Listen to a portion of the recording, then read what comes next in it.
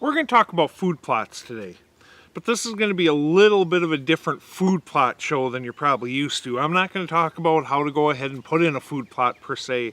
I'm going to talk about something much more important, and that is the very first thing you do, well before breaking dirt, is you find your tree stand. You find your tree stand location, and then you game plan food plots around that. Where I'm standing right now is in the background. You can see I've got the ATV, the Furminator, we're ready to rock. But you know what I was doing yesterday? I was scouting and then putting up this stand.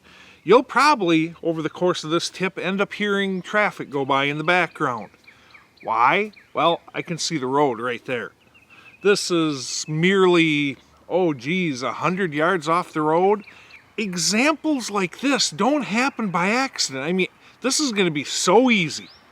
All I have to do is jump in the ditch down there, pop up 120, 150 yards to this stand, and not disturb anything. Okay, as I said, we picked out our tree. Right over here, we already added a water source, and over here, we did a bunch of hinge cutting. Okay, we did some blockading. We've got everything set up. Once we get closer to season, I'm going to go ahead and put a little bit of fencing in here so that the deer can't go through there, a little blockading material. And what we've done is we've created a slam dunk situation. If we've got any type of a wind that's blowing out towards the road, I can slip up in here, get up and stand. I can do this dang near every day of season that I have that wind direction, and never ever have a deer have a clue that I've been here. That doesn't happen by accident.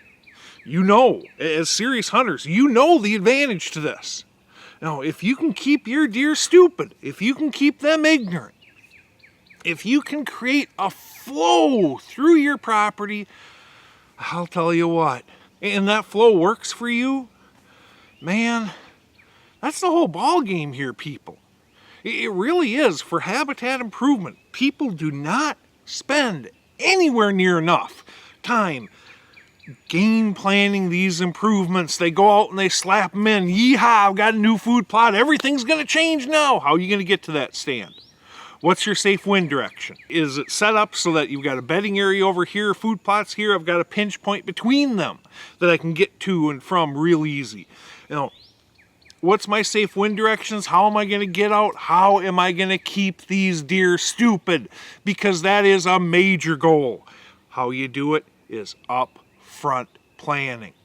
Nature does not give us everything we need as hunters. So what do? We take it. We make it and we take it from her. That's what we're doing here. Got the tree picked out, got the entrance and exit route, zero impact. Got the water source, going ahead and putting in the food source now. I may even put in a couple apple trees up here as well. We've got a bedding area right over there. So I can, when I'm hunting this stand, I'm hunting food, I'm hunting bedding, I'm hunting rutting activity all at the same time. I've manufactured a setup here that could potentially be good from opening day to season's close, and that is a rare and magical thing, but it doesn't happen by accident. Growing Big is brought to you by Wildlife Research Center, the gold standard. Reconics, see what you've been missing.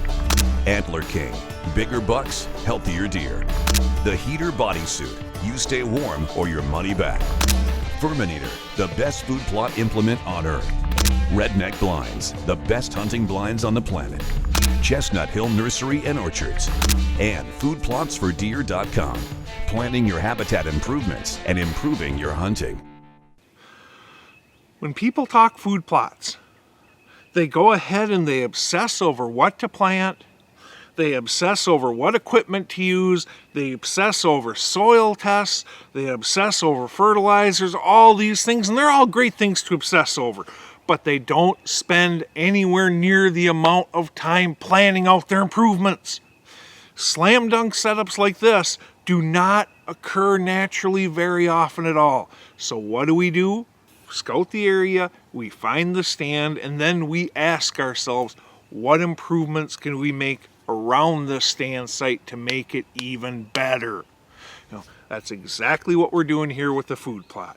Take that approach, and all of a sudden, you can have slam dunk setups that are almost no impact to hunt whatsoever, that can be hunted over and over and over and over again as long as you use the wind while keeping your deer stupid. That, my friends, is the name of this entire game.